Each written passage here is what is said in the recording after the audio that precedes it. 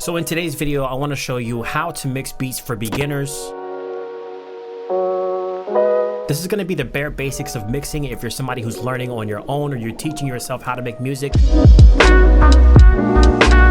Because this is coming from someone who's taught themselves how to mix over the course of time. If you're trying to come and find super technical explanations for all these things, you've come to the wrong channel. I basically teach mixing from the standpoint of a person who listens to the music and makes adjustments, turns random knobs until they get the desired result that they envision in their head. So let me show you a few different plugins that are going to help your song get to the next level, to going from something that sounds as dry as this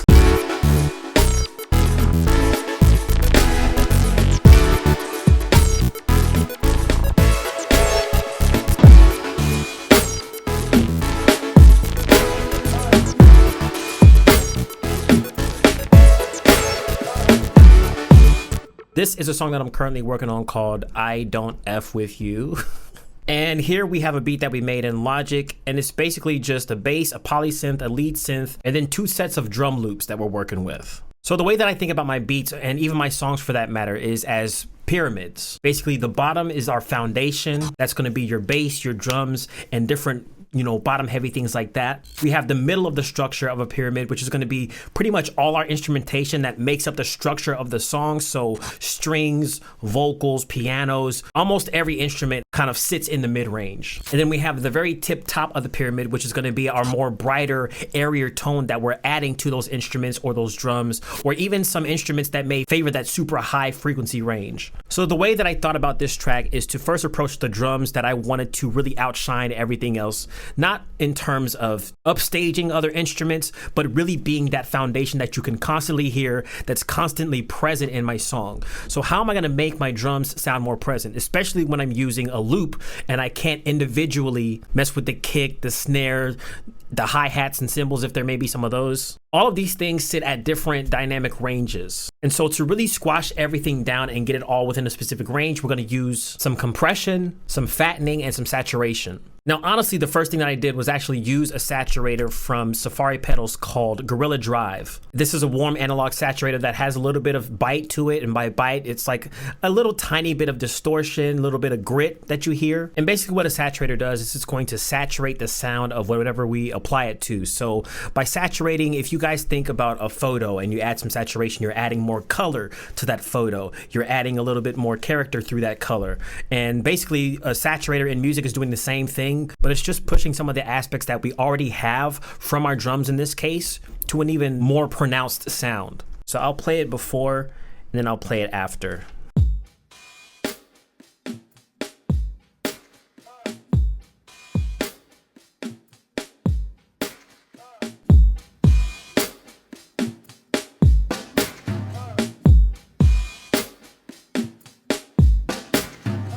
So as you can see already, it did bring the level up of the sound in our drums, but also it added a little bit of that bite to what we're hearing. But what you can do with this pedal is adjust the tone of that saturation that you want by using this tone meter here, or knob rather. You have your input, your output, your phase, and your blend, which is going to be how much of this saturation is happening on this particular track. I have it turned all the way up because I want it to really be powerful.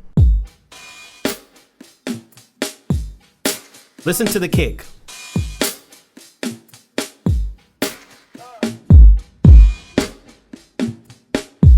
More muted. So that's what I went with here, about something that is at -0.10.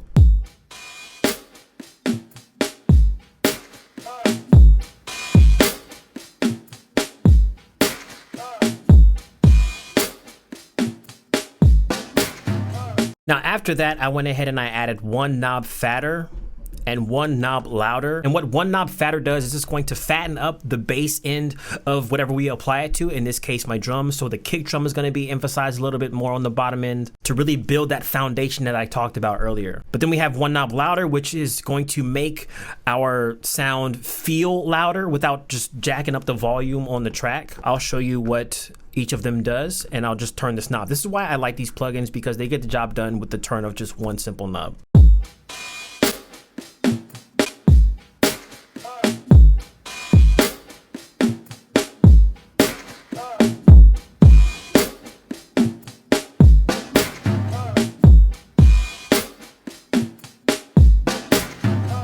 we have a little bit more of that rumble in the kick that we didn't have before. I am going to take the input down a little bit now that we're adding a few different plugins here. And then we have one knob louder.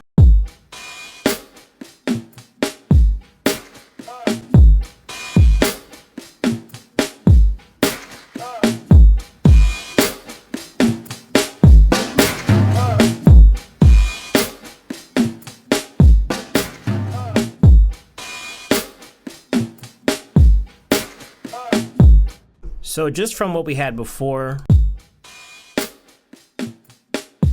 after. After this, I went ahead and added Waves C6 multiband compressor. And what a multiband compressor does, it kind of functions similarly to a multiband EQ, but this is compressing the signal of a few different bands that you have here in the sound that you put it on. So as you can see here, I'm not really compressing, like dipping most of the drums that you hear here. I'm using this to specifically boost just the snare and also the more mid-range frequency of that kick. So we have a little bit more pop to the snare and a little bit more of a low pop to the kick, if that makes sense. So just to kind of show you guys, I'm going to link this down below just so you can read this yourself. But what I'm talking about is we're going to not really accentuate the sub bass level, which is 0 to 60 hertz, but we're going to get to that bass level where we have that bottom end, that's 60 to 250 hertz, where we're gonna make these drums sound more full. And as you can see what it says here, the kick and the bass are the only things that should live in this space. Be careful because it's easy to get carried away boosting or cutting too much in this area. So I'm using this dynamic compressor to favor where that more poppy part of the kick comes in and then the poppiness of our snare in this mid-range. And the way that you can find this out, I actually just use Neutron 4 to show me where my sounds are living. So if you have an equalizer on here and you just play the song with Neutron attached to that instrument, you can see at which point which instruments are being favored in the spectrum. So the kick is down here.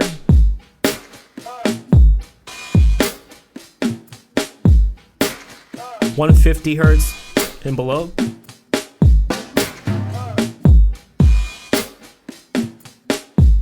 The snare between 600 and 10,000.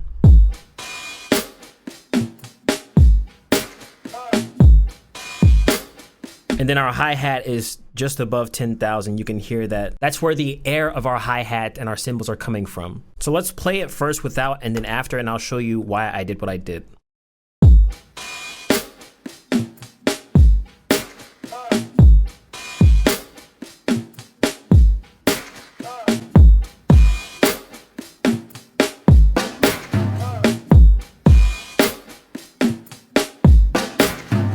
Now you'll see in this plugin, each and every one of these correspond with the different sections, or this blue slider here is going to be found right here next to the green one. The green one here is found here. The orange one is on the left-hand side, which is our low range. The purple one here is right here. And then the yellow one is our super high range. Then there's gonna be these different squares where you can change the numbers inside. This is gonna be correlated with what we see on this left-hand side. So this one is gonna be for the gain of the compressor. This one's gonna be the range of the compressor. This is going to be the attack of the compressor, and then this is going to be the release. So everything is gonna start out actually straight when it comes to this, but what I did was I just gave a slight boost to my rumble section here to about 1.5 so that we do still give it a little bit more of a boost than before. Then when it came to this mid section, I brought it all the way over where the blue point is. So right about 4,000 here. Hertz. And that way when I bring up the range of how much I want to boost to that section, it's going to be a much wider curve. So we're going to cover all those instruments that are found in between the 250 and 4K. So I'll do that in real time so you can hear what it sounds like.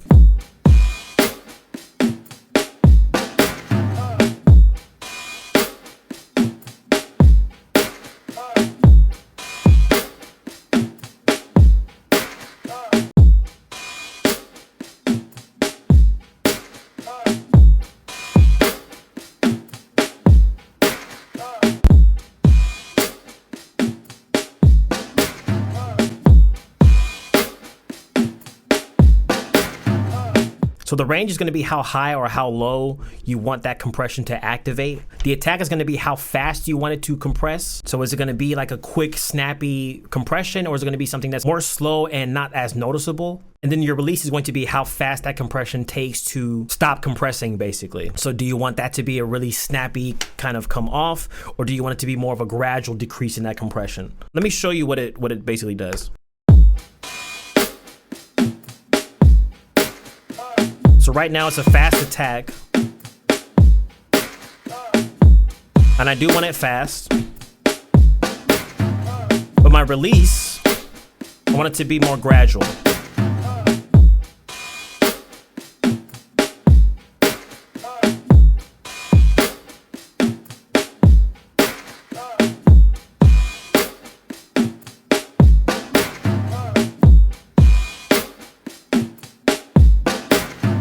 Now, if you click this button here, you can actually hear the specific frequency range of that section that you're boosting or cutting.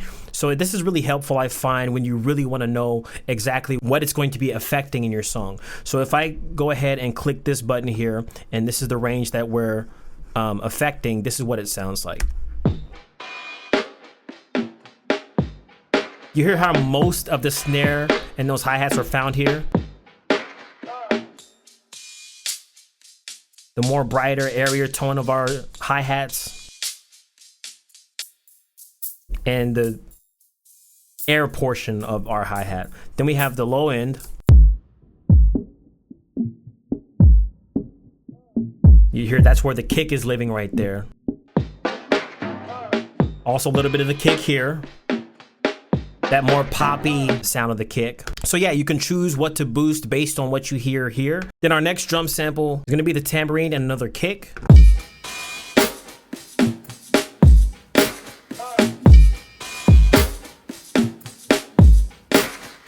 And basically this sound I chose because I wanted specifically that tambourine. I didn't care as much about the snare or the kick that's found in here, but it does act as kind of another layer to the drums, so that's totally fine as well. Now basically what I did with my tambourine here is I just added the same plugins, two of the same plugins that I added to our drums. We have one knob louder to make it sound a little bit louder, our Gorilla Drive saturator just to saturate the sound of that tambourine, and that's pretty much all I did. Now I did also adjust the level of this because I do want that tambourine to sit more back in the mix. I don't want it to be as prevalent as our drum loop that we have here. So I turned this down to -4 decibels, basically to a level to where I still felt that it was playing a good pivotal role in the song and being present there, but not outshining our other drums. It's meant to be a supportive character.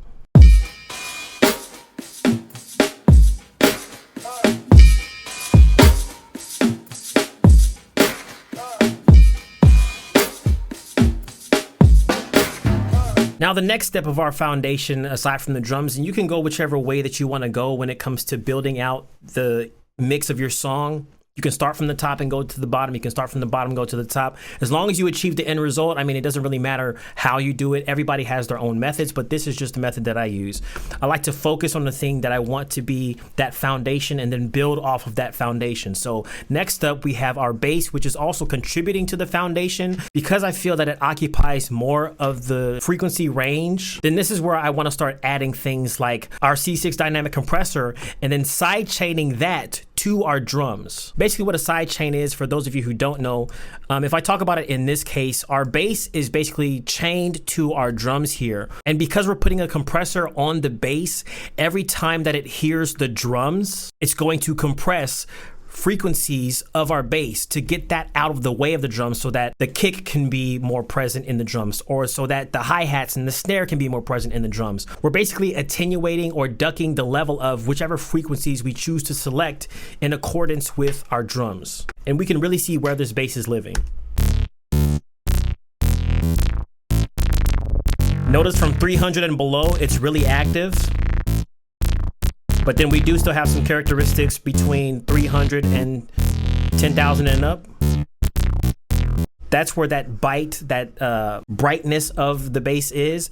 But meanwhile, we're getting most of our sound from that lower frequency range. But because I want my drums to live more in that range,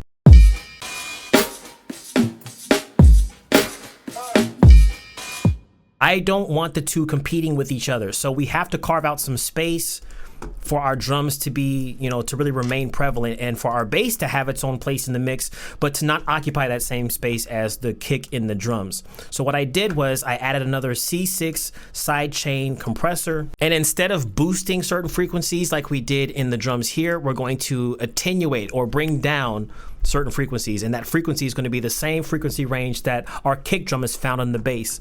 So first we want to sidechain this to our drum. So you click the sidechain button, you go to your instruments, and do this in whatever DAW that you're using, but this is how it works in Logic. And then we select drums. Now this is also why it's important that you label your instruments, you label your vocals, so that when you do sidechain, you don't have to go through and select until you find the right one. But anyway, this is going to go to our main drum loop where that kick and that snare is emphasized. We select that here.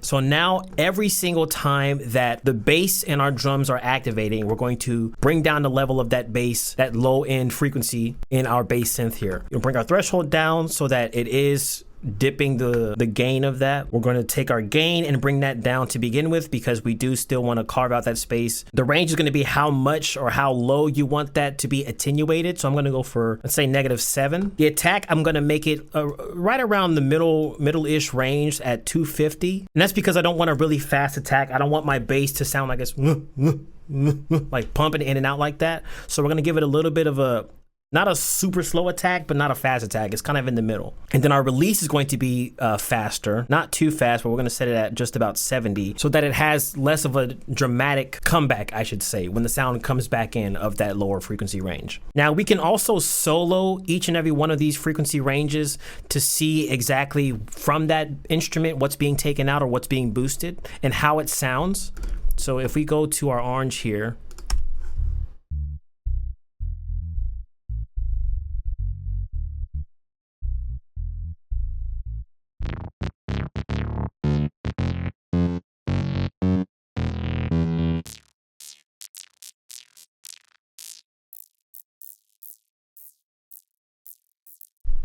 all right, so if we unsolo this and we play everything together with the drum, this is what it sounds like before.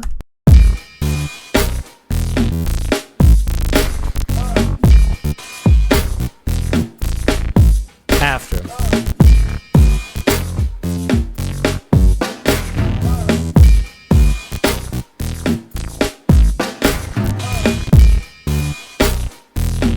Especially on that first one. Gets a little crowded there.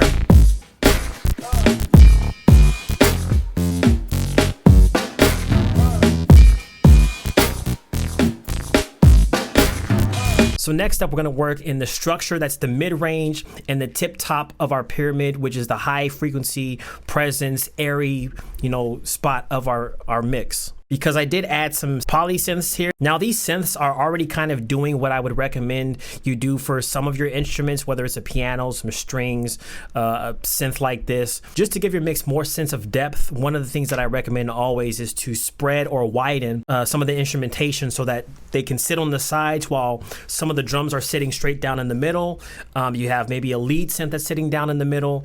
Maybe you have some panning of some hi-hats that are going, you know, ping-ponging between either ear. Maybe you have some vocals also in this song that are being panned to the left and the right. You have to give everything its own space for it to sound nice and balanced. Balance doesn't always mean that everything's the same level, that everything has the same amount of pan going straight down the center.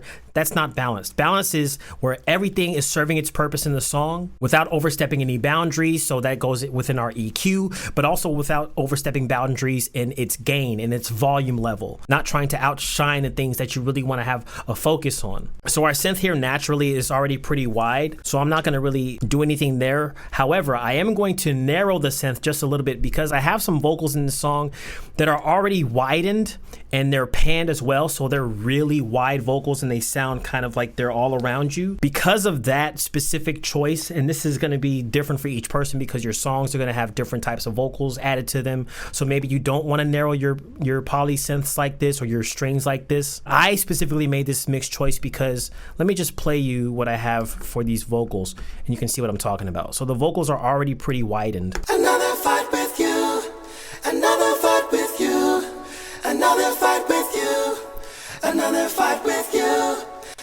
So in this case, since my vocals are already that wide, I wanted to take this poly synth from what it's currently doing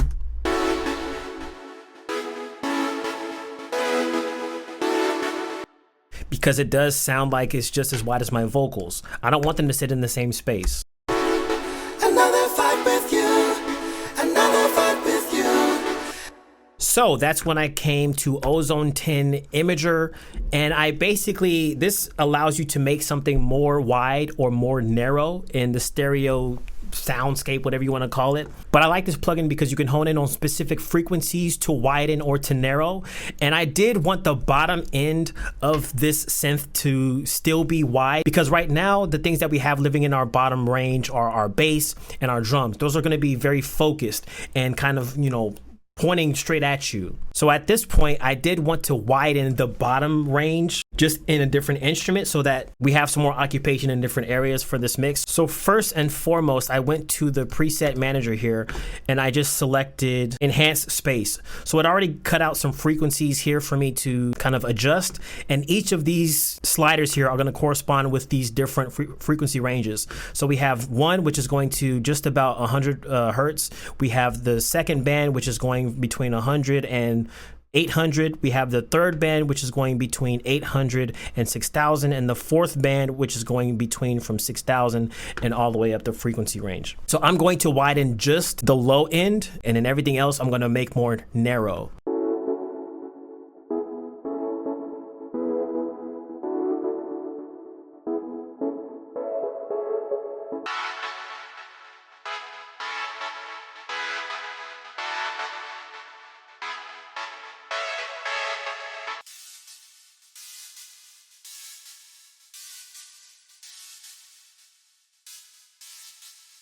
And then your vector scope here is actually going to show you visually what that space looks like and how much it's spread and widened. We have our left and our right.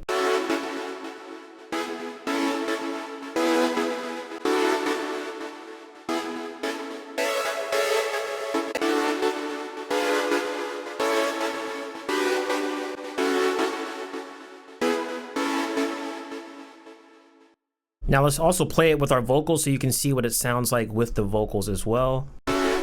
Another fight with you, another fight with you, another fight with you, another fight with you, another fight with you, another fight with you, another fight with you, another fight with. Last but not least, we have our lead synth, and this is going to be one that really does favor that higher range because it's kind of got a piercing sound to it, but it was the perfect cherry on top of everything that I already have here because we have our bottom end, our rumble, and our drums and our bass. We have our bass that occupies our lower range, a poly that's occupying a sort of widened but more narrow sounding mid-range instrument, our notes, our chords. And then our lead synth is going to be that tip top of the pyramid where we do hear it, but we don't make it to where it's too piercing to listen to. So by itself, you can hear how sharp it is.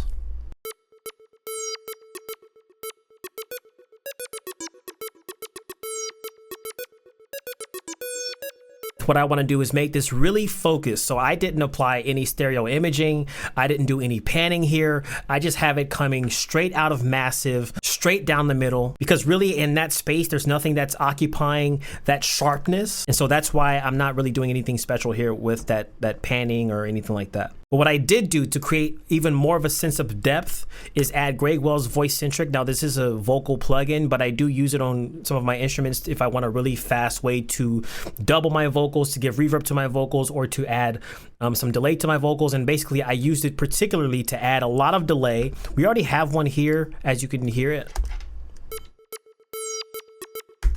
But I just wanted to accentuate it a little bit more.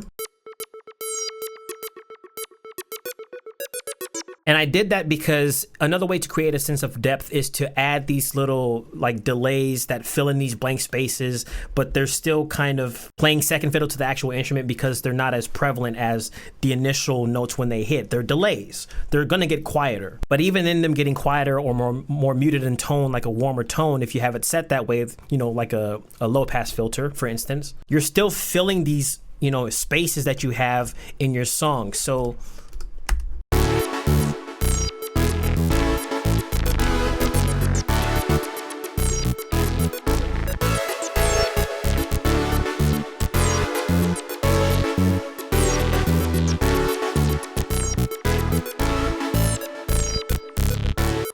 It's a percussive way to add space to your song. You know, everything's not always about levels or by adding, you know, cutoff filters and things like that, low pass, high pass filters. Sometimes it's about adding depth in a sense of adding an echo or some type of reverb, which also in this case, I did add a reverb to this particular instrument without widening the vocal because I don't have my doubler on here and I already widened some of my synth here. The synth naturally occupies that range, but also don't forget my vocals are very wide as well. So I still wanted this to have a very focused approach, but fill in the blanks of like the atmosphere, and that's where you get that reverb that kind of fills that atmosphere as well as the delay. It's kind of more like atmosphere filling as opposed to filling spaces in a choir, if that makes sense. Does that make sense? So the choir has all these different notes. They're curved around the microphone and everybody's singing their part within their range and their volume levels depending on what the music says. Some are supposed to be crescendoing and decrescendoing. Some are supposed to be doing staccato notes. It's the same thing as a choir, only you're applying that to your instrumentation. So we're getting the echo, the reverb of this lead synth here. So that's our atmospheric rhythmic space filling. And it sounds like this.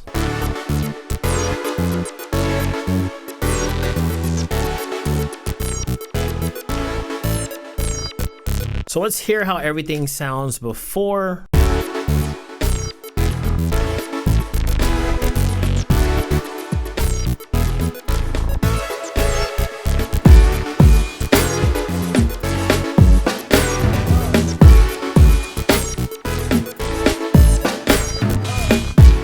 Now, basically, I know this is just a loop in a song, but you would apply this to all the instrumentation that you have in your beat, every single section that you have. And I know that there's a lot more things that come with mixing a song, like automation at certain points in the song where you want to have certain effects only come in at certain times. But since this is a tutorial for beginners, I just wanted to give you the principles of how to get your song to sound like it all fits together, that it all plays the roles that they need to play in every single instrument. But it's a very balanced yet still punchy and effective mix to listen to. So for those people who have no idea how to mix a song, at least you know now the different ways to think about your mix in terms of that pyramid and also how you would get those different instruments to serve that role in that pyramid.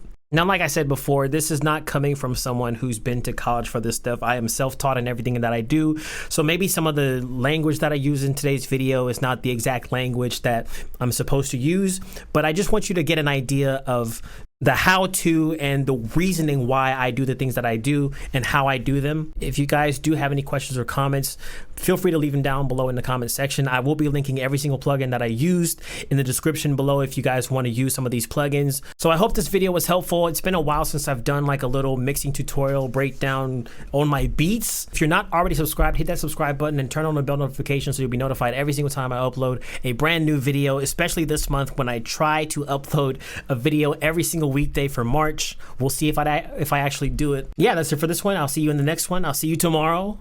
I love you guys, and as always, stay legendary.